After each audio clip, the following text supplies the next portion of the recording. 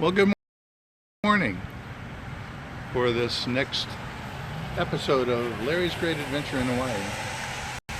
Interestingly enough, my great adventure here in Hawaii involves waiting, quite a bit of waiting, because the best way that I have to travel, along with Philip's help, good morning Philip, is to travel by bus pass. And the buses really are very frequent and well laid out routes, and I'm pleased so much.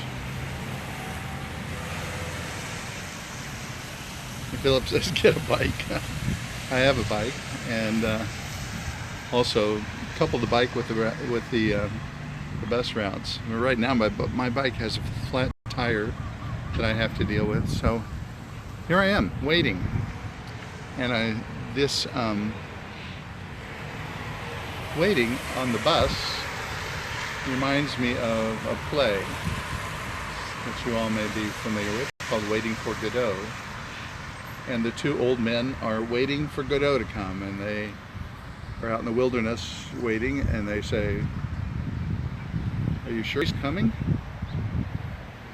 And the dialogue is around this anticipation of Godot showing up, G-O-D-O-T.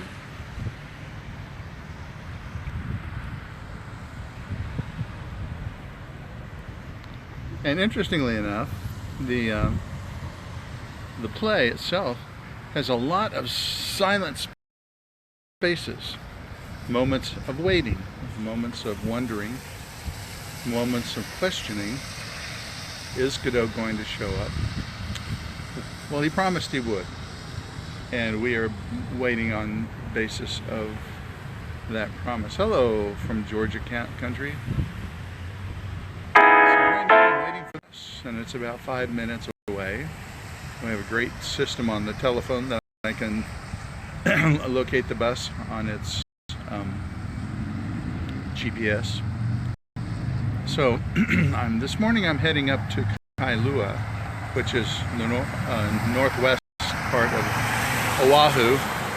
I'm headed for the Christ Uniting Presbyterian Church. Gee, who could be giving me all those hearts, Philip? Thank you. And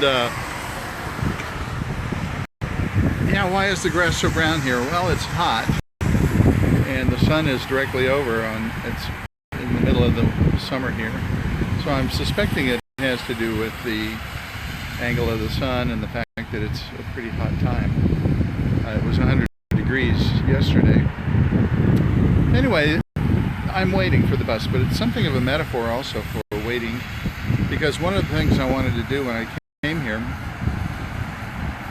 it is greener in some places, so when it's well watered, it gets green, real green. The idea that paradise is something external is really not real.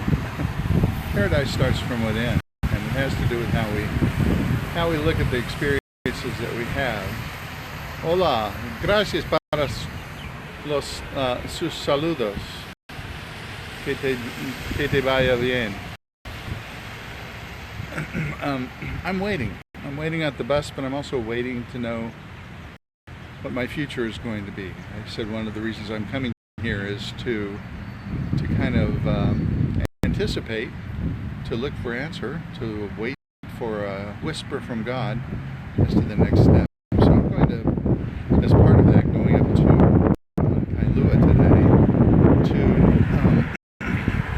Presbyterian church up there. It's a small progressive Presbyterian church, ecumenical church with the disciples of Christ called Christ Church Uniting, and it seems to be very, from their website at least, very much aligned with the sorts of things that I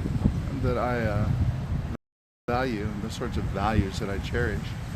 So I'm going to introduce myself to the pastor and see where we go. Well, here comes the bus, by golly.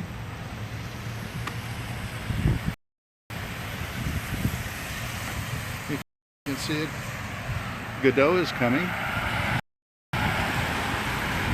Just as Godot said he would. And just as the GPS monitor said. So I'll continue this later, but thank you all so much for watching. Well, actually, I'll just take you up on the bus. Okay? Be a little clumsy here for a minute.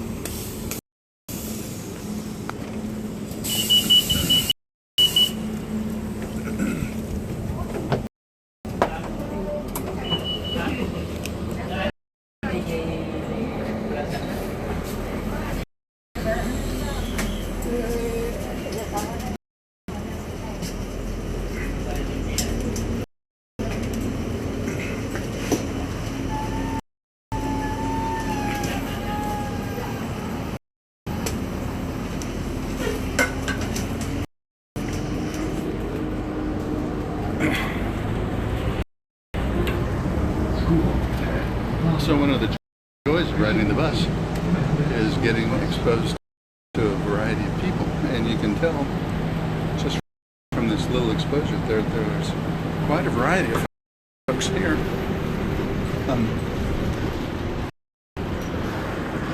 We live in Kalihi Valley, and it appears that it's been primarily settled by Filipino heritage.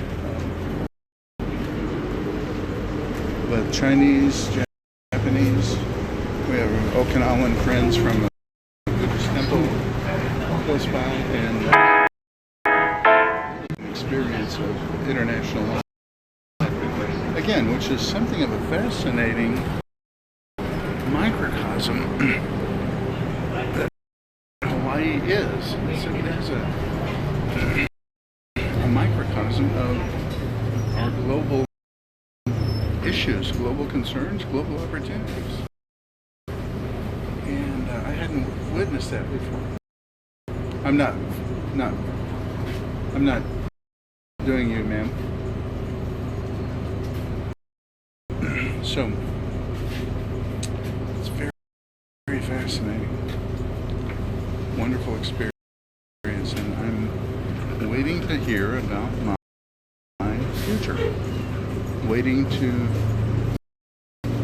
know. So there are two things in particular. One is that